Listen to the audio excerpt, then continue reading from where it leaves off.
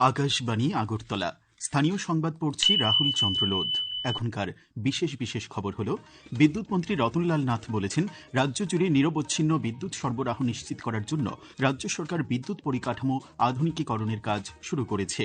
প্রধানমন্ত্রী নরেন্দ্র মোদী বলেছেন, ভগবান বুদ্ধের দেখানো জ্ঞান এবং পথ সমগ্র মানবতার জন্য এবং তার পবিত্র ধ্বংসাবশেষ কেবল শিল্পকর্ম নয়, বরং দেশের সম্মানিত ঐতিহ্যের অংশ।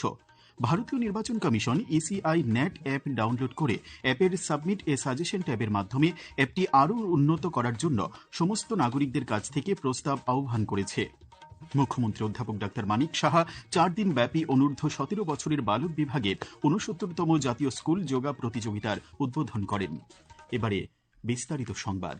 বিদ্যুৎ মন্ত্রী রতনলাল নাথ বলেছেন, রাজ্য জুড়ে নিরবচ্ছিন্ন বিদ্যুৎ সরবরাহ নিশ্চিত করার জন্য রাজ্য সরকার বিদ্যুৎ পরিকাঠামো আধুনিকীকরণের কাজ শুরু করেছে।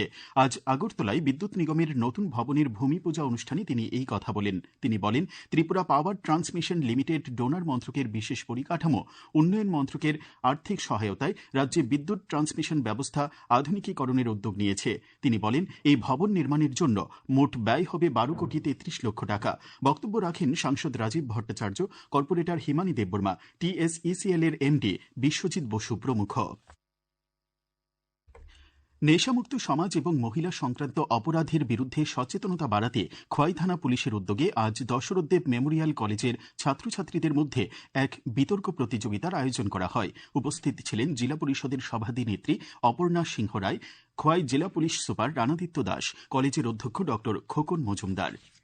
প্রধানমন্ত্রী নরেন্দ্র মোদী বলেছেন যে ভগবান বুদ্ধের দেখানো জ্ঞান এবং পথ সমগ্র মানবতার জন্য এবং তার পবিত্র ধ্বংসাবশেষ কেবল শিল্পকর্ম নয়, বরং দেশের সম্মানিত ঐতিহ্যের অংশ। তিনি বলেন, এই ধ্বংসাবশেষগুলি দেশের সভ্যতার অবিচ্ছেদ্য অংশ। তিনি আজ নতুন দিল্লির রায়পিথোরা সাংস্কৃতিক কমপ্লেক্সে ভগবান বুদ্ধের পবিত্র পিতৃ হওয়া ধ্বংসাবশেষের গ্র্যান্ড আন্তর্জাতিক প্রদর্শনীর উদ্বোধন করেন, যার শিরোনাম আলো এবং পদ্ম, জাগ্রত ব্যক্তির ধ্বংসাবশেষ। তিনি এই প্রদর্শনীর ক্যাটালগেরও উন্মোচন করেন। বৌদ্ধ ঐতিহ্য সম্পর্কে বলতে গিয়ে প্রধানমন্ত্রী বলেন, ভারত বিশ্বজুড়ে বৌদ্ধ ঐতিহ্যবাহী স্থানগুলির উন্নয়নে অবদান রাখার জন্য নিরন্তর প্রচেষ্টা চালিয়ে যাচ্ছে। তিনি বলেন, এখন বৌদ্ধ স্থানগুলির আধুনিকীকরণ করা হচ্ছে এবং তীর্থযাত্রীদের জন্য নতুন সুযোগ সুবিধা তৈরি করা হচ্ছে। मैं खुद को बहुत भाग्यशाली समझता हूं, क्योंकि भगवान बुद्ध का मेरे जीवन में बहुत ही गहरा स्थान रहा है। मेरा जन्म जिस वडनगर में हुआ वो बौद्ध शिक्षा का बहुत बड़ा केंद्र था। जिस भूमि पर भगवान बुद्ध ने अपने प्रथम उपदेश दिए वो सारनाथ आज मेरी कर्म भूमि है। जब मैं सरकार के दायित्वों से दूर था, तब भी मैं एक तीर्थ यात्री के रूप में बौद्ध तीर्थ स्थलों की यात्रा करता रहता था।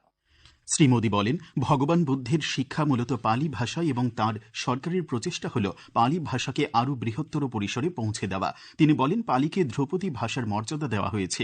এই প্রদর্শনীতে প্রথমবারের মতো পিঁপড়াহওয়া থেকে 1 শতাব্দীরও বেশি সময় পর ফিরিয়ে আনা পিঁপড়াহওয়া নিদর্শনগুলিকে একত্রিত করা হয়েছে, যা নতুন দিল্লির জাতীয় জাদুঘর এবং কলকাতার ভারতীয় জাদুঘরের সংগ্রহে সংরক্ষিত রয়েছে।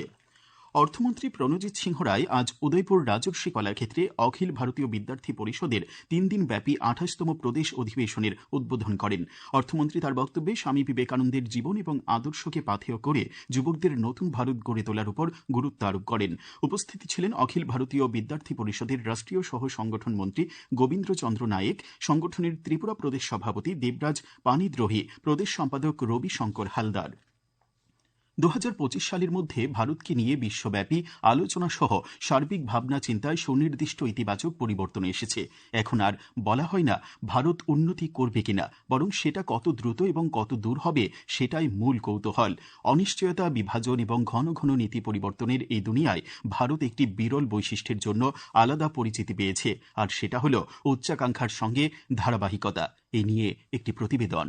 বিশ্বব্যাপী গণমাধ্যম জুড়ে ভারতকে এমন এক ক্রমবর্ধমান দেশ হিসেবে দেখা হচ্ছে যা আর্থিক প্রতিষ্ঠান, বহুপাক্ষিক ফোরাম, কৌশলগত মূল্যায়নে, দীর্ঘমেয়াদী পরিকল্পনার মাধ্যমে বড় পরিসরে বিভিন্ন বিষয় বাস্তব করে দেখায় এবং সবার অলক্ষ্যে সুফল নিশ্চিত করে। 2025 সালে দুনিয়ায় ভারত সম্পর্কে আলোচনায় যে কথাগুলি উঠে এসেছে এর মধ্যে বিশ্ব ব্যাংক ভারতকে বিশ্বের সবচেয়ে সমতা ভিত্তিক সমাজগুলোর মধ্যে স্থান দিয়েছে। আন্তর্জাতিক শ্রম সংস্থা বলেছে সামাজিক সুরক্ষায় এই দেশ 2015 সালের 19% থেকে বেড়ে 2025 সালে 64.3% পৌঁছেছে। এই 45% পয়েন্ট বৃদ্ধি বিশ্বের যে কোনো স্থানের সামাজিক সুরক্ষায় অন্যতম বৃহত্তম সম্প্রসারণের নজির। 18 বছর পর S&P গ্লোবাল ভারতের সার্বভৌম ক্রেডিট রেটিং BBB মানে উন্নীত করেছে। একইভাবে আন্তর্জাতিক মুদ্রা তহবিল IMF ভারতের ইউনিফাইড পেমেন্টস ইন্টারফেস UPI কে বিশ্বের বৃহত্তম রিয়েল টাইম পেমেন্ট সিস্টেম হিসেবে স্বীকৃতি দিয়েছে, যা বিশ্বব্যাপী এ ধরনের সমস্ত লেনদেনের 49%। এরকমই একগুচ্ছ রূপান্তরমূলক উদ্যোগ, সাহসী নীতি সংস্কার ও ডিজিটাল অবকাঠামোর মাধ্যমে বিশ্বজুড়ে পূর্বেকার বিভিন্ন ভুল ধারণা নিরন্তর দূর করে চলেছে ভারত। সংবাদ কক্ষ থেকে সুমন ভট্টাচার্য, আকাশবাণী, আগরতলা। এই খবর আপনারা শুনছেন আকাশবাণীর আগরতলা কেন্দ্র থেকে। আকাশবাণীর সংবাদের আপডেট পেতে লগ ইন করুন www.newsonair.com এবং নিউজ অন এআইআর অ্যাপ এবং টুইটার ও ফেসবুক প্ল্যাটফর্মে এআইআর নিউজ অ্যালার্টসে। ইউটিউবে লক্ষ্য করুন নিউজ অন এআইআর অফিসিয়ালে। এছাড়াও আকাশবাণী আগরতলার সংবাদ আপডেট পেতে দেখুন টুইটার বা এক্স হ্যান্ডেলে আকাশবাণী নিউজ আগরতলা, ফেসবুকে এআইআর নিউজ আগরতলা এবং ইউটিউবে আকাশবাণী নিউজ আগরতলা।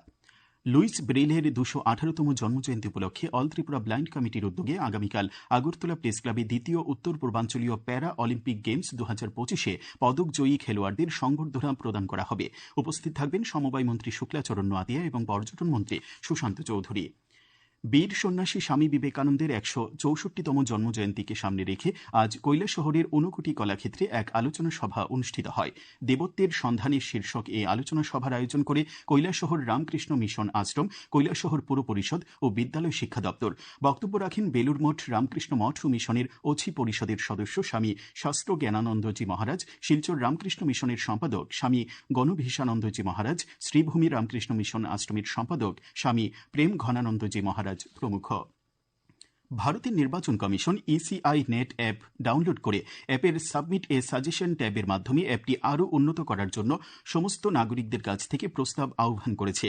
আগামী 10ই জানুয়ারি পর্যন্ত প্রস্তাব দেওয়া যাবে। কমিশন জানিয়েছে ব্যবহারকারীদের প্রস্তাবসমূহ পর্যালোচনার পর প্ল্যাটফর্মটিকে ব্যবহার বান্ধব করতে পরবর্তী সময়ে আপডেট করা হবে। 2025 সালে একগুচ্ছ ইতিবাচক পরিবর্তনের ধারায় সংস্কারের নতুন ভাবনা যুক্ত হয়েছে। বিকশিত ভারত জি রামজি আইন 2025 এর মধ্যে অন্যতম। মূল বৈশিষ্ট্যসমূহ এই নতুন আইন পূর্ববর্তী ব্যবস্থাকে ঢেলে সাজিয়েছে, যাতে 2047 সালের মধ্যে বিকশিত বা উন্নত ভারতের লক্ষ্য পূরণের ভাবনার সঙ্গে গ্রামীণ কর্মসংস্থানকে সামঞ্জস্যপূর্ণ করা যায়। একটি প্রতিবেদন। পূর্বেকার MGN রেগা বর্তমান সংস্কারের ধারাবাহিকতায় হয়ে গেছে বিকশিত ভারত গ্রামীণ রোজগার নিশ্চয়তা এবং জীবিকা অভিযাত্রা আইন বা বিকশিত ভারত জি রামজি আইন 2025। পরিকাঠামো নির্মাণ, জবাবদিহিকরণ এবং ক্রমবর্ধমান আয় সুরক্ষার কথা মাথায় রেখে গ্রামীণ জনগণ মানে দেশের বৃহৎ অংশের মানুষের জীবনে আর্থিক নিশ্চয়তা আনতে চলেছে। আজ কমলপুর মহকুমার সালেমা ব্লকের অধীন সমস্ত গ্রাম পঞ্চায়েতের প্রধান, উপপ্রধান ও সদস্যদের নিয়ে এক শিবির অনুষ্ঠিত হয়। এই শিবিরে এই আইন নিয়ে বিস্তারিত আলোচনা করেন ধলাই জেলা কৃষি বিজ্ঞান কেন্দ্রের সিনিয়র বিজ্ঞানী ডক্টর অভিজিৎ দেবনাথ।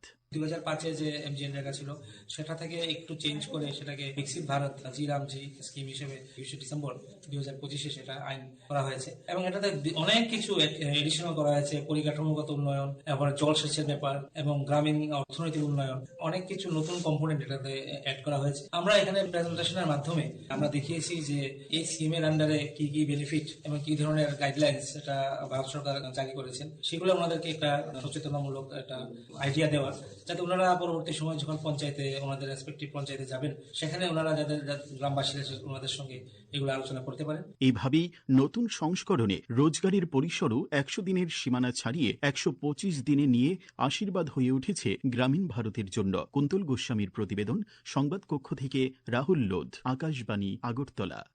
মুখ্যমন্ত্রী অধ্যাপক ডাক্তার মানিক সাহা আজ আগরতলায় NSRCC-তে 4 দিন ব্যাপী অনূর্ধ্ব 17 বছরের বালক বিভাগের 69তম জাতীয় স্কুল যোগাসন প্রতিযোগিতার উদ্বোধন করেন। তিনি বলেন, যোগাসনের মতো মহান ভারতীয় ঐতিহ্যকে কেন্দ্র করে দেশের বিভিন্ন প্রান্ত থেকে আসা তরুণ প্রতিভাদের একত্রিত হওয়া শুধু একটি প্রতিযোগিতা নয়, বরং এটি ভারতের সাংস্কৃতিক শক্তি, শারীরিক সক্ষমতা এবং মানসিক দৃঢ়তার পরিচয় বহন করে। ত্রিপুরাকে অনূর্ধ্ব 17 বালক যোগাসন বিভাগে 69তম ন্যাশনাল স্কুল গেমস আয়োজনের দায়িত্ব দেওয়ার জন্য মুখ্যমন্ত্রী স্কুল গেমস ফেডারেশন অব ইন্ডিয়াকে ধন্যবাদ জানান। মুখ্যমন্ত্রী বলেন, এই প্রতিযোগিতায় দেশের 35টি রাজ্য থেকে প্রায় 350 জন প্রতিযোগী অংশগ্রহণ করবেন। অনুষ্ঠানে উপস্থিত ছিলেন যুব বিষয়ক ও ক্রীড়ামন্ত্রী টিঙ্কু রায়, পদ্মশ্রী অলিম্পিয়ান দীপা কর্মকার প্রমুখ। এই প্রতিযোগিতা আগামী 6 জানুয়ারি পর্যন্ত চলবে।